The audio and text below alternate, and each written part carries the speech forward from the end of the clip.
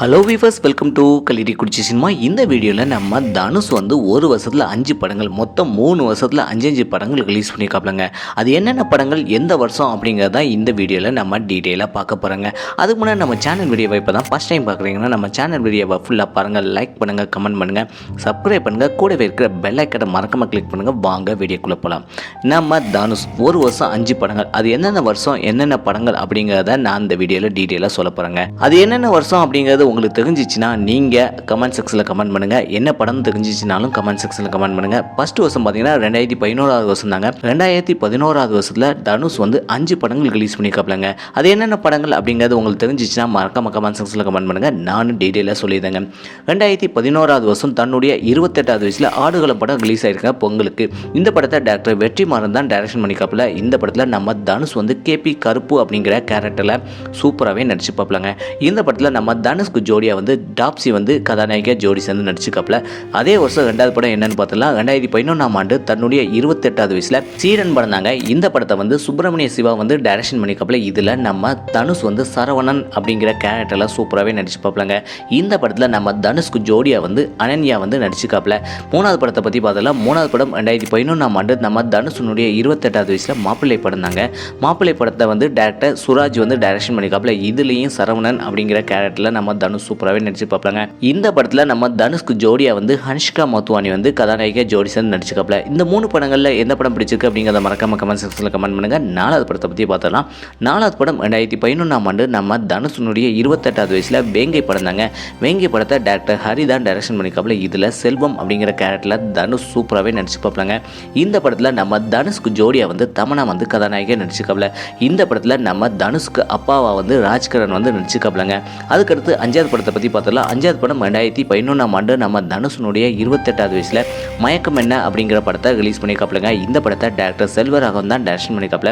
இதில் வந்து நம்ம தனுஷ் வந்து கார்த்திக் அப்படிங்கிற கேரக்டரில் சூப்பராகவே நடிச்சு பார்ப்பலங்க. இந்த படத்தில் நம்ம தனுஷ்க்கு ஜோடியாக வந்து ரிச்சா கங்கோபத்தியா அப்படிங்கிற கதாநாயகி வந்து ஜோடி சேர்ந்து நடிச்சுக்காப்புலங்க. இந்த 5 படங்களில் உங்களுக்கு எந்த படம் பிடிச்சிருக்கு, எந்த படத்தில் உள்ள கதை பிடிச்சிருக்கு அப்படிங்கிறத மறக்காம கமெண்ட் செக்ஷனில் கமெண்ட் பண்ணுங்க.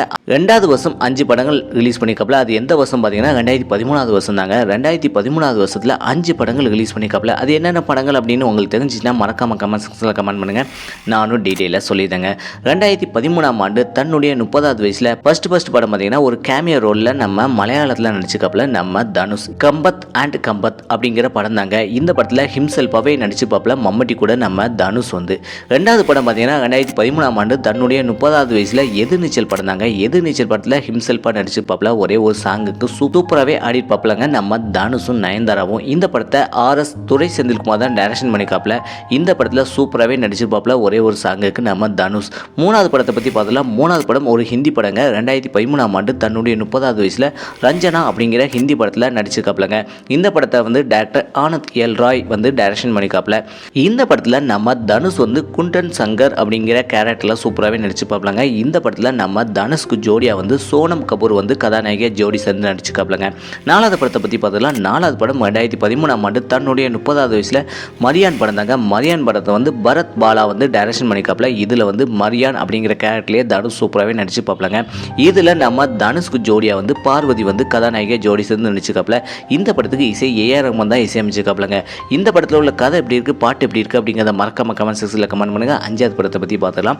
5வது படம் 2013 தன்னுடைய 30வது வயசில் நையாண்டி படம் தாங்க.